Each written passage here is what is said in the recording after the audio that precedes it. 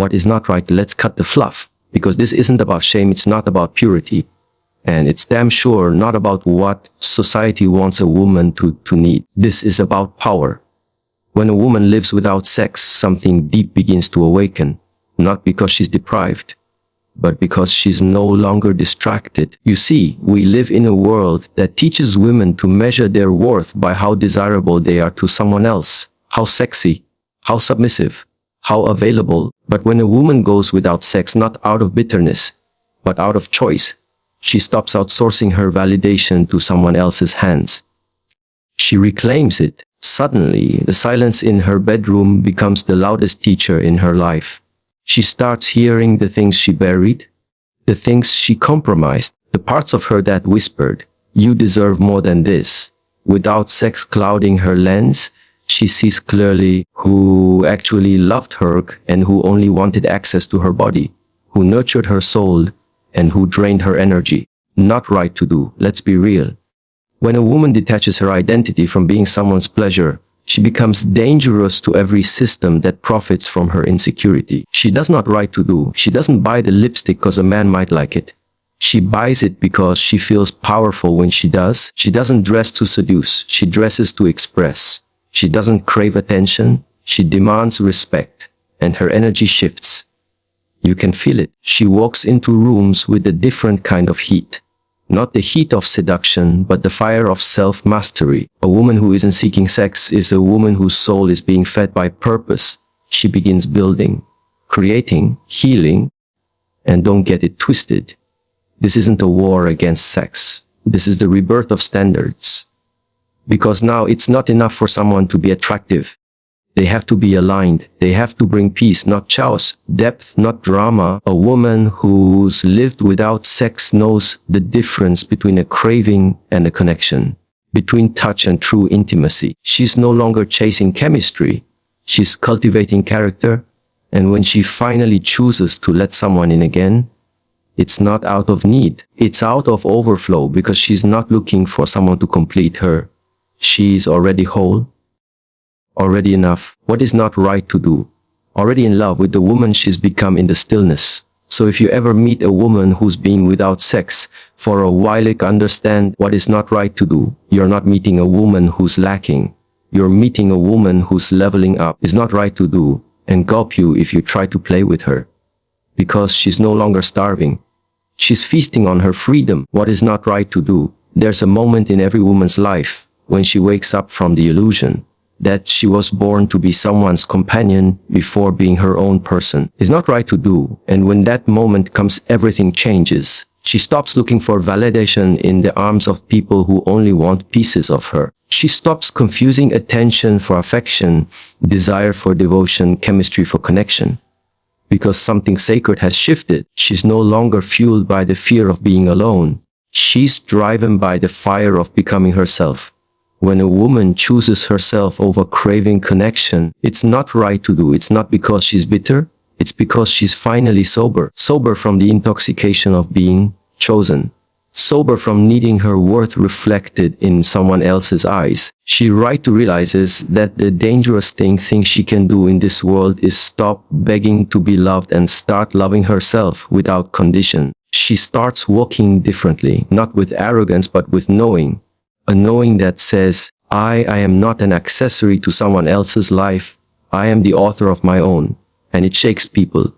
It terrifies them. It's not right to do, because a woman like that is no longer controllable. You can't manipulate a woman who isn't starving for attention. You can't silence a woman who no longer fears being left. And you can't buy her compliance with empty promises or shallow praise. She becomes a storm.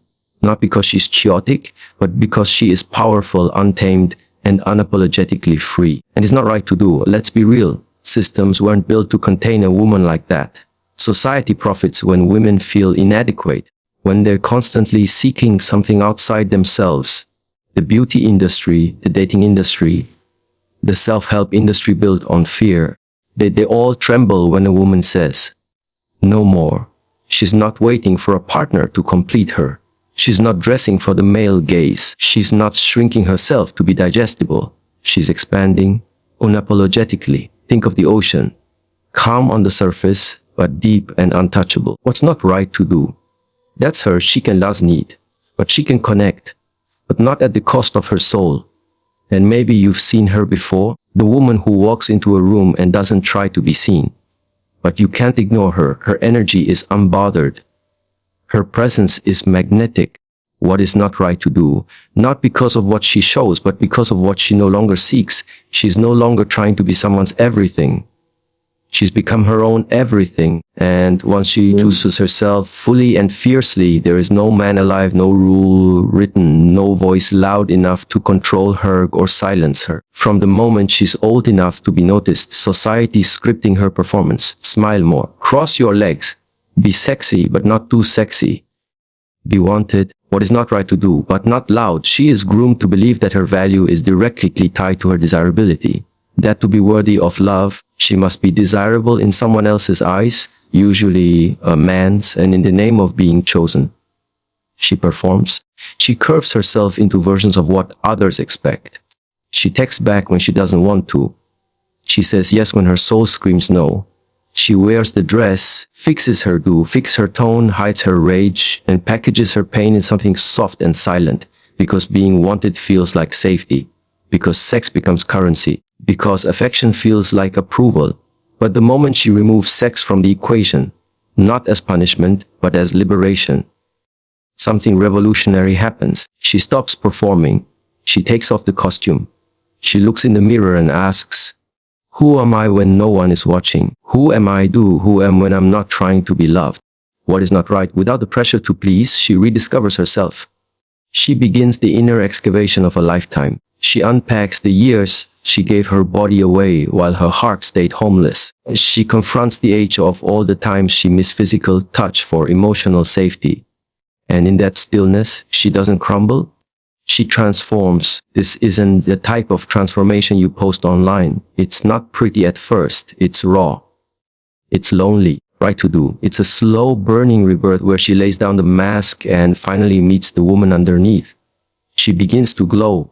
Not the glow of approval, but the glow of healing. She takes herself on dates. She creates without the need to impress. She speaks without shrinking. She cries without shame. She dares to be real. Because she no longer needs to be chosen to feel enough. And make no mistake, this kind of self-love terrifies people who are only drawn to her performance.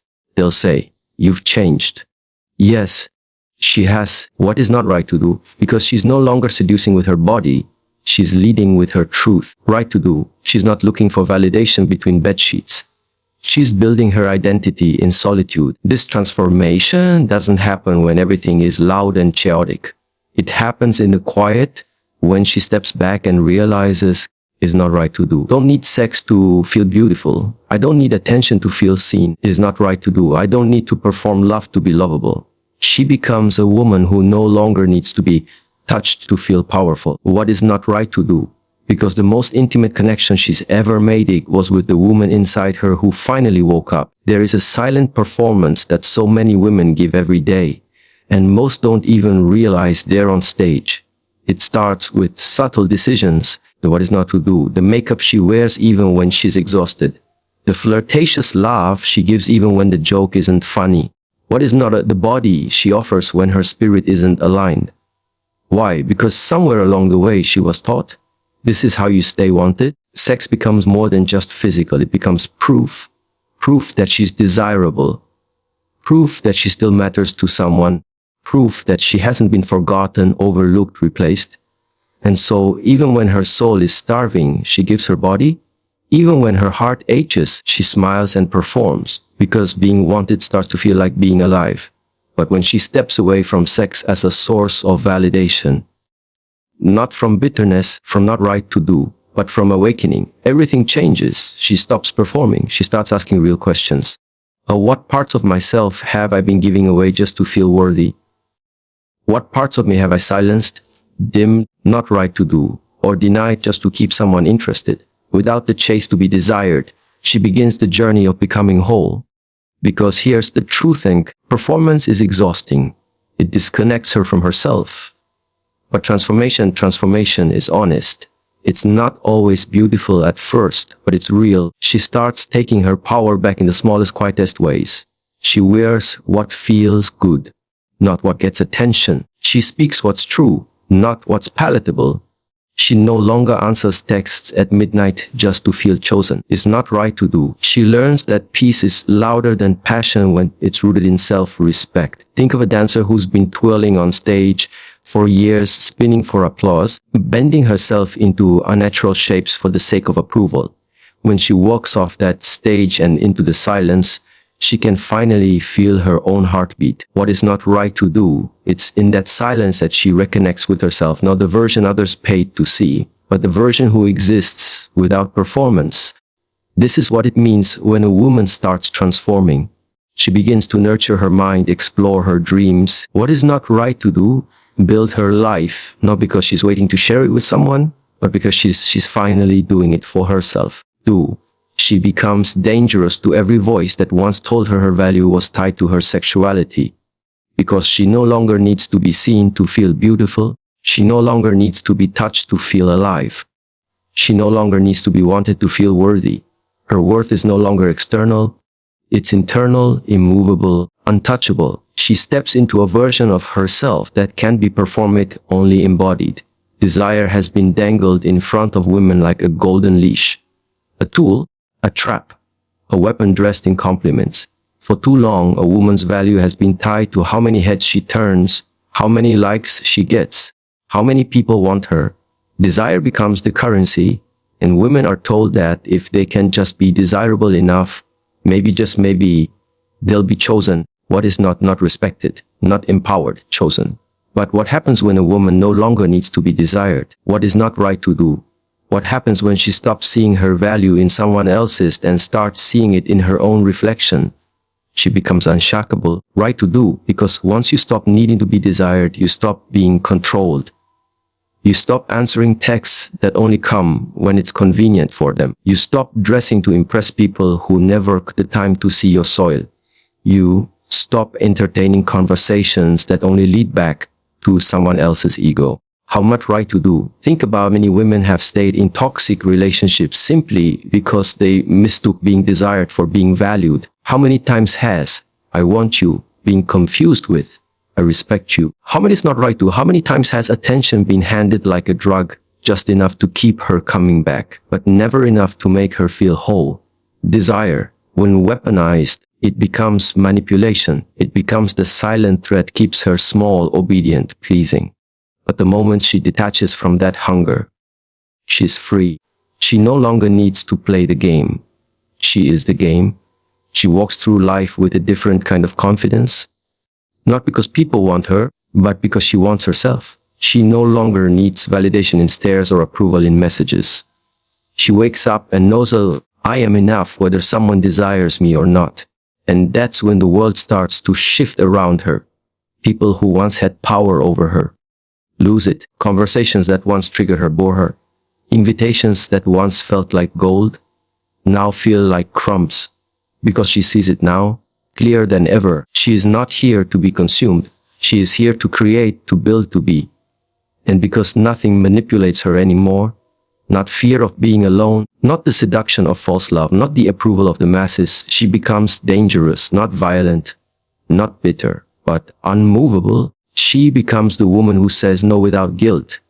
She becomes the woman who doesn't chase, beg, or bargain for attention. She becomes the woman who can sit in silence and still feel worthy. And in a world that profits from her desperation, that kind of woman is a threat. There is a silence that comes when the noise of validation fades. No more good morning texts.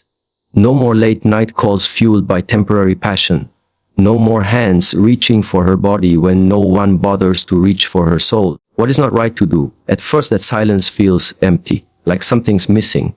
She might wonder if she's doing something wrong, if she's become invisible, but what's really happening is far more sacred than she realizes.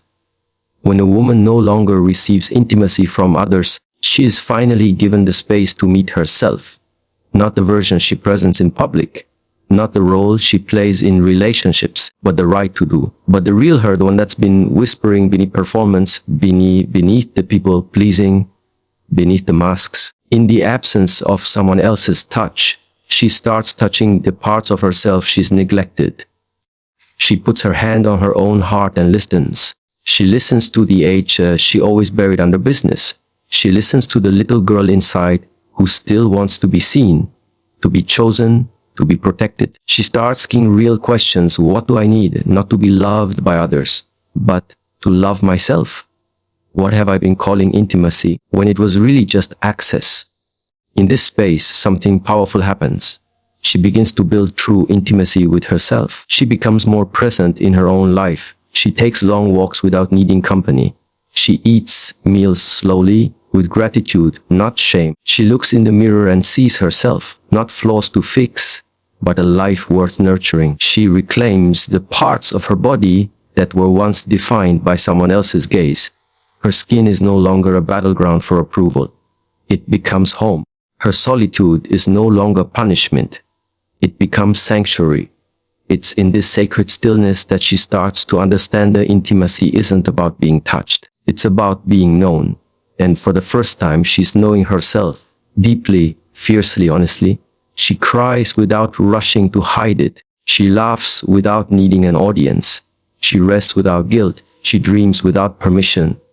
This is the intimacy that changes everything, what is not right to do. Because once a woman has sat in silence with herself, held her own heartbreak, celebrated her own growth, witnessed her own resilience, she will never again confuse physical closeness with emotional safety. She'll never again accept someone who offers her a body but not their presence. She'll never again sacrifice her peace just to avoid loneliness. Because now she's not lonely, she's intimate. With her purpose, with voice, with her power. She knows that true connection doesn't start in someone else's arms. It starts in her own. We live in a world that mislabels a woman's silence as sadness and her celibacy as suffering. The moment she chooses to close her body off from casual use, people whisper. They wonder what's wrong with her.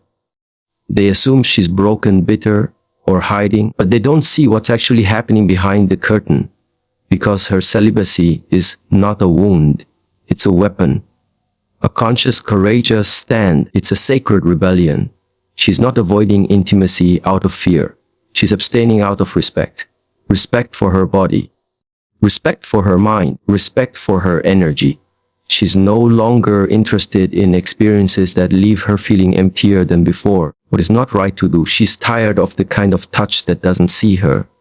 The kind of passion that ignites but never nurtures. What is not do? The kind of connection that only exists in the dark, behind closed doors, never in the light of day. She's been there. She's done that. And now, she's choosing herself.